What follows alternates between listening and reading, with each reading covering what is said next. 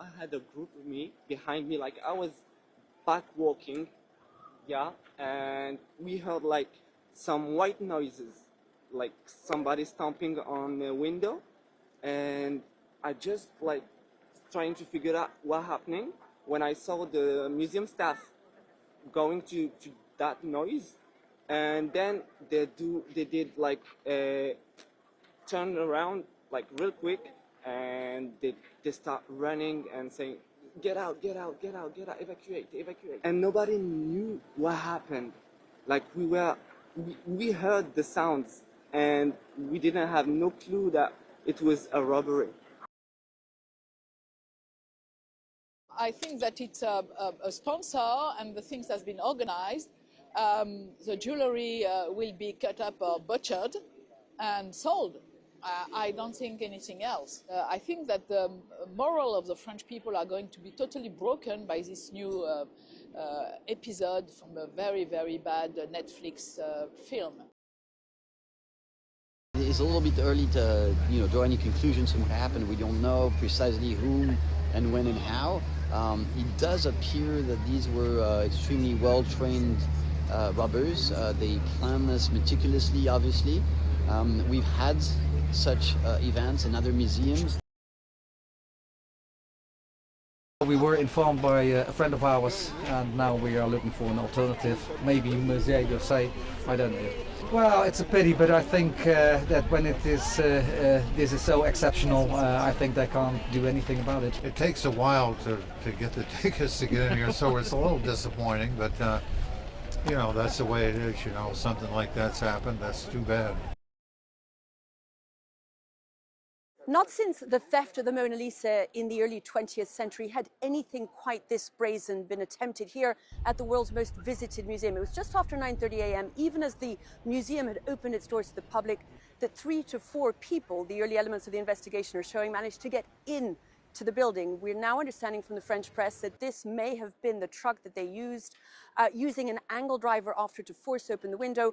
The room that they entered in was the one that houses France's crown jewels. This is what the early elements of the investigation show. It does appear that these were extremely well-trained robbers. They planned this meticulously, obviously. For the rest of this Sunday, the museum will remain closed as authorities try to piece together how this theft, this robbery could have happened 9:30 a.m. in broad daylight, with thieves making off with what have been described as inestimably precious valuables, jewelry from that era. One piece has been found near the scene after they fled on motorcycles, but even now the list of what they made off with is being compiled. Melissa Bell, CNN, Paris. Hi, and welcome to our live coverage from outside the Louvre Museum here in Paris, where again, this Monday, a lot of tourists disappointed to find the museum closed. There had been some confusion about whether or not, after what's been described by the French press as the heist of the century, it would open its doors or not. In the end, not at all. The entire museum remains closed. You can see there, just on the other side of the pyramid, that is the wing that was targeted by robbers at 9:30 a.m. Sunday morning, so more than 24 hours ago. They gained access to the building from the other side, alongside the Seine River. And what you can see on images that we've now obtained is the truck that they used, that involved a mechanical ladder that took the robbers up to that first story of the building, breaking a window whilst there were all of the tourists and the visitors in the museums looking around, gaining access, the entire operation over in 7 minutes.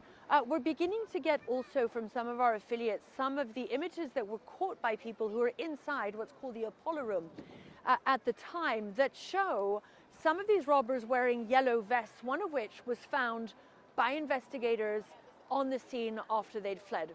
What happened is they got into the room, broke into several of the display cases, setting off a bunch of alarms. There was an altercation with a couple of security guards. Then they made their way out, back through that same window, back down onto the streets, then following that road that follows that quay of the Seine River to get away on scooters. What they made away with are 8 pieces of France's crown jewels. They involve things like brooches, tiaras, necklaces, earrings, all belonging to the 19th century queens of France. Among the pieces missing, some of the pieces of jewelry of the Empress Eugenie, who was the wife of Napoleon III. Several of those pieces are missing. One piece that had belonged to her was found as the burglars made their getaway. It must have been dropped. This is the crown of Princess Eugenie, slightly damaged, but at least retrieved. The big question now, where both the robbers are and the 8 pieces of missing jewelry. What investigators are telling us is that these were very well organized criminals. They'd planned this operation in great detail.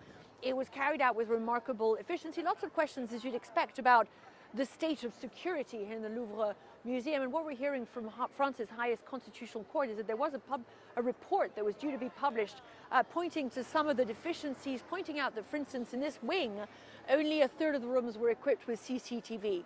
So a lot of talk in the French press about security lapses, why this museum, the most visited in the world, that houses so many of France's most priceless treasures, could have been so badly kept. As you can see, a lot of media out here today following this story, even as the manhunt continues for these robbers. Essentially, French investigators are looking at a couple of theories. We understand, we've been hearing from the Paris prosecutor who was speaking last night about this. One is that these very well organized criminals were working on commission, that someone had targeted specifically these parts of France's crown jewels to give them, for instance, to a private collection. Another theory they're working on is that this was, again, a well-organized operation, but that this time the thieves are planning to make away with the jewelry, melt them down in order to sell some of the precious stones that were involved. We're talking about here thousands of diamonds, we're talking about emeralds, very precious jewels, the gemstones in themselves, but then, of course, the gold in which they had been held in these pieces of jewelry. So that is the worst case scenario for French authorities, because there is the market value of the gems themselves, but of course what counts is the historical value of the fact that these were the crown jewels worn at the time by these 19th century queens. What French investigators say is that the first 48 hours are crucial, because that is when they say burglars are at their most vulnerable.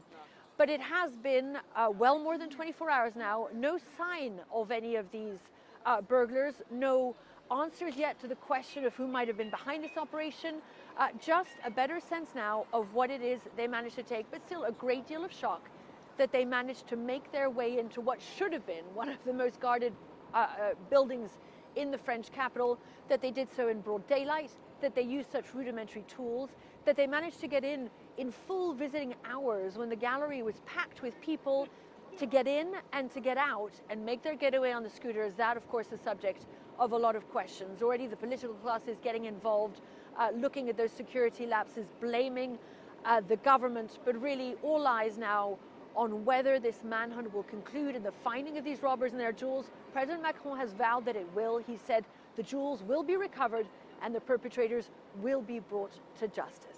An elaborate robbery and jewelry heist in broad daylight at one of the most famous museums in the world. French authorities say thieves stole priceless jewelry from the Louvre in Paris Sunday. It does appear that these were extremely well-trained robbers. They planned this meticulously, obviously. The break-in happened in the museum's Apollo Gallery, which houses the French crown jewels as well as treasures, including Louis XIV's hardstone vessel collection.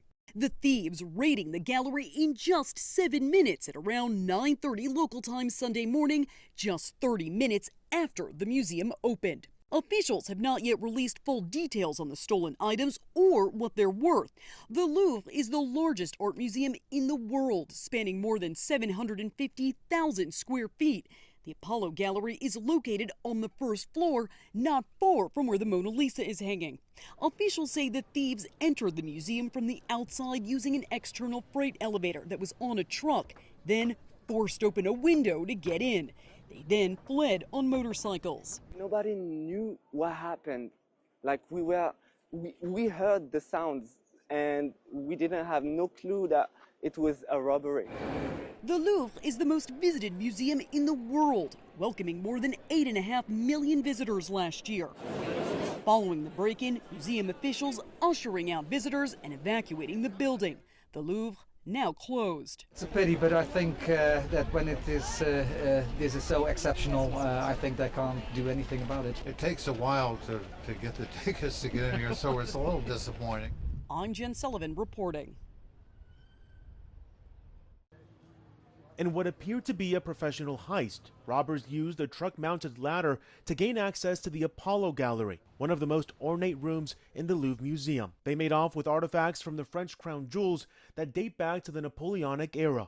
Well, I think it's the heist of the decade. Art recovery expert Arthur Brand says Napoleon's crown jewels are too hot for the robbers to sell as they are. He believes they'll likely dismantle them. There is gold in it, silver in it, diamonds in it.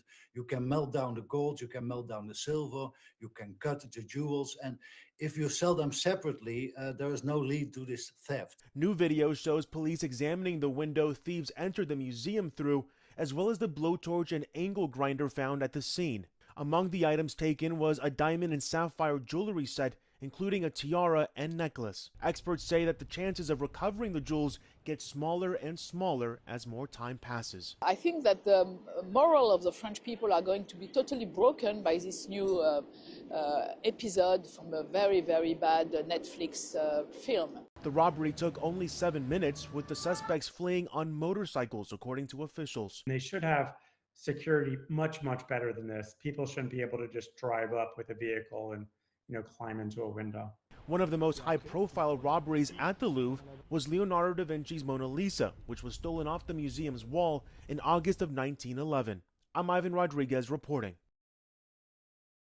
What they care about is converting this into cash as quickly as possible and hiding their crime. So there's a race going on right now with the BRB, the French local police, and to recover these items before they get broken up, because they will melt down the precious metals, they will recut the stones with no regard for the piece's integrity. So then how quickly would that happen as part of the the scheme of these robbers? I mean, because now you're adding a whole nother layer that perhaps that's why a lot of photographs of the other items are not dispensed, because they may not be on the market in its entirety in whole pieces, but instead in these pieces, as you mentioned, breakdown material. How long does it take to dismantle some of these brooches, to cut some of these gems? Unfortunately, it can be done within an hour.